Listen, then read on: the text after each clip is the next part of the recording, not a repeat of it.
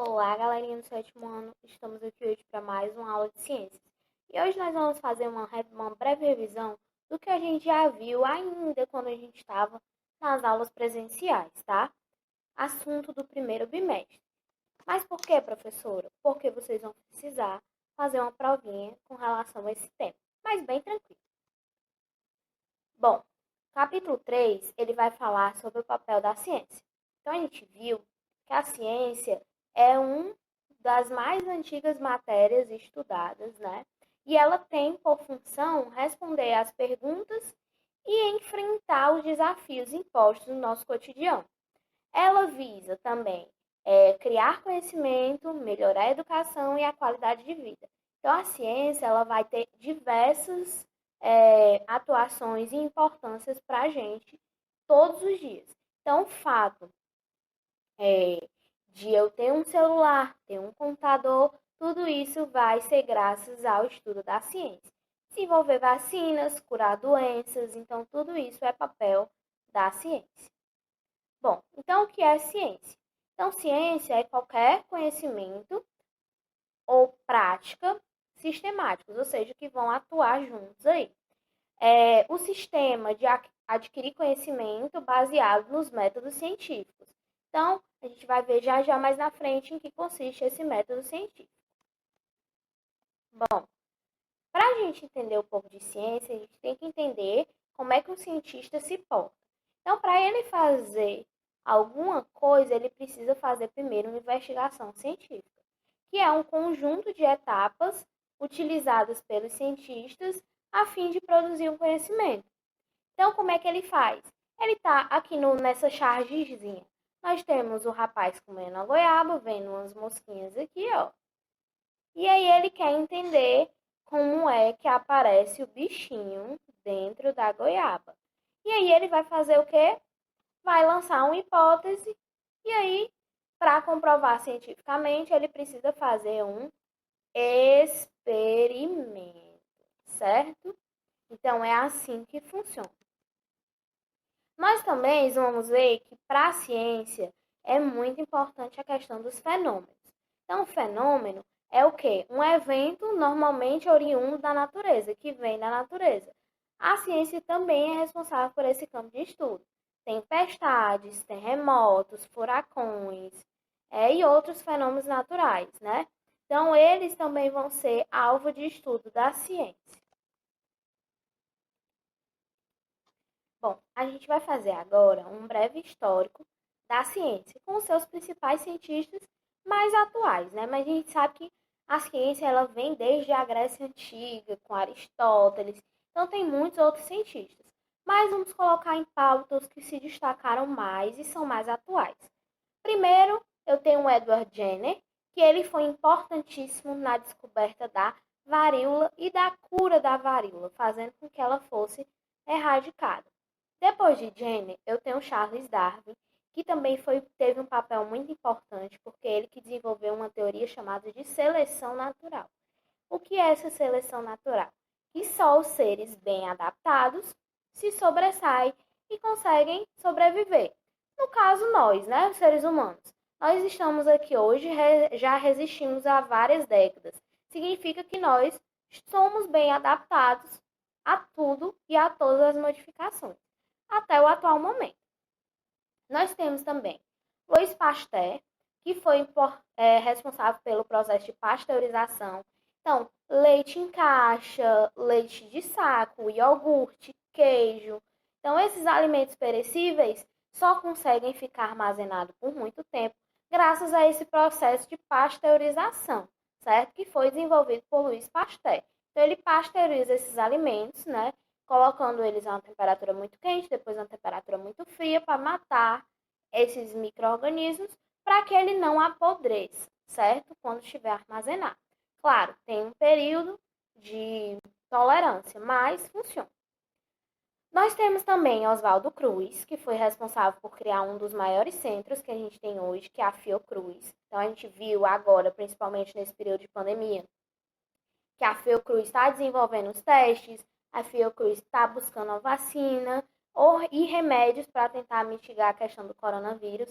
Então, eles são um grande centro de referência de busca de doenças, de tratamento para essas doenças, de cura para essas doenças.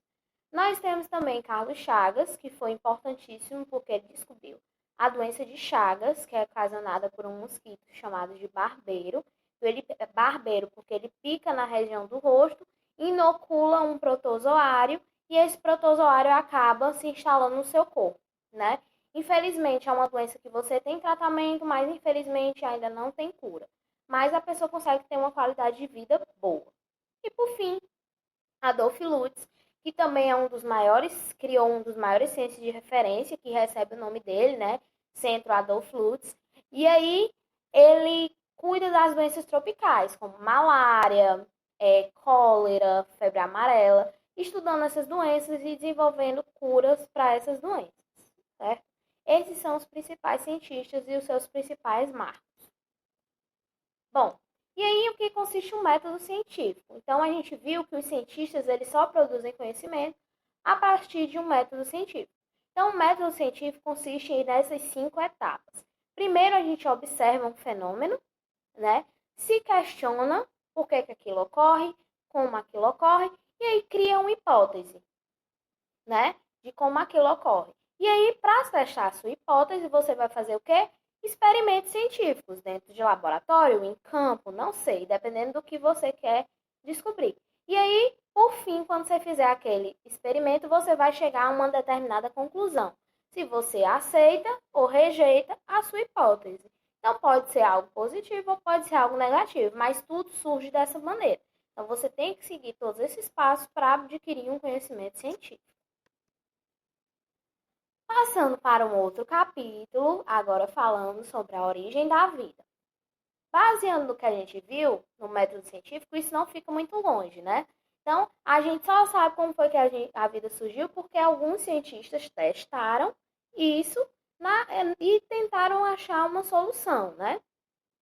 A busca dessa pergunta, como foi que a vida surgiu? Então, vamos recapitular algumas coisas. O universo e a Terra, ele foi criado a partir do Big Bang, que foi quando eu tinha uma partícula de poeira cósmica que se agregou, expandiu-se e explodiu, gerando tudo que a gente tem até hoje. Isso é a teoria que os cientistas acreditam. A Terra ela surgiu há 4,5 bilhões de anos atrás, mas a Terra nem sempre foi desse jeito que a gente imagina, né? Inicialmente, quando ela foi criada, ela era muito quente, impossibilitando a vida, né? E aí a minha atmosfera, que é a camada gasosa que envolve a Terra, ela era muito diferente. Ela tinha elevadas temperaturas, ela tinha muita fumaça por conta dos vulcões que tinham bastante e ela tinha gases tóxicos. Isso fazia com que a vida fosse impossível de habitar no nosso planeta. E aí, com o passar do tempo, as frequentes chuvas, nosso planeta foi esfriando, possibilitando que os primeiros seres existissem. Então, os seres fotossintetizantes, que eram aqueles que faziam fotossíntese. Então, eles foram retirando da atmosfera o gás carbônico, devolvendo o oxigênio, fazendo que assim outros seres pudessem aparecer, certo? Bom, agora nós temos hipóteses sobre a origem da vida. Então, nós temos uma hipótese, a primeira delas, que foi chamada de abiogênese, que dizia o quê, né? Que um ser vivo podia nascer de uma matéria inanimada, ou seja, podia nascer de qualquer coisa. E aí o cara fez o seguinte experimento que nós temos aqui, ó. Pegou uma carne, botou num pote e aí fez o quê? Testou o aparecimento de organismos. Então, ele tampou, um ele botou uma tela e o outro ele deixou aberto. E aí ele viu que aparecia organismos vivos ali. Então ele disse que podia aparecer organismos vivos ali de qualquer coisa. Então essa foi a teoria da abiogênese, que um ser vivo pode nascer de qualquer elemento. Posteriormente, veio a teoria da biogênese e derrubou essa hipótese, onde dizia que a vida só nascia de outra pré-existente.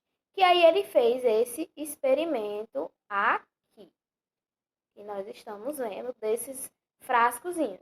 Ele criou um suco primordial, um suco nutritivo, e aí deixou aberto e aí viu que com o passar do tempo criava alguns micro-organismos. Então a vida ela não surgia do nada, ela só nascia de outra pré-existente. Nós temos também a hipótese do criacionismo, que um ser supremo, ou seja, Deus, criou tudo que a gente tem, tudo que a gente conhece, né? Que é muito defendida pela igreja. E nós temos a questão do neocriacionismo, que acredita sim que foi um ser supremo que criou tudo, mas não foi algo aleatório, foi algo programado. É isso que dizia o neocriacionismo, que era uma coisa programada, não algo aleatório ao acaso que aconteceu. Bom, e aí, para a gente terminar, nós temos os primeiros organismos vivos a surgir na Terra. E aí nós temos duas teorias principais, que é a panspermia e a evolução química. A panspermia fala que os primeiros seres vivos, eles vieram junto de um meteoro que veio do universo e se chocou com a Terra. E aí, nesse choque, alguns micro-organismos vieram, se instalaram na Terra e começou a aparecer os primeiros seres vivos. Né? Então, eles acreditavam que a vida vinha de forma extraterrestre para a Terra. Então, era basicamente isso. Já a evolução química, ela teve vários experimentos científicos. Ela começou com Oparin Haldane, onde ele viu que a gente tinha moléculas, né, na nossa atmosfera que eram importantes para criar a vida. Nós tínhamos também descargas elétricas e nós tínhamos os oceanos. E assim formou os primeiros seres, né, que foram denominados de coacervados. Então, esses gases, mais a radiação, mais as moléculas complexas, que eram os aminoácidos que formavam as proteínas, formaram os primeiros seres, que eram os coacervados.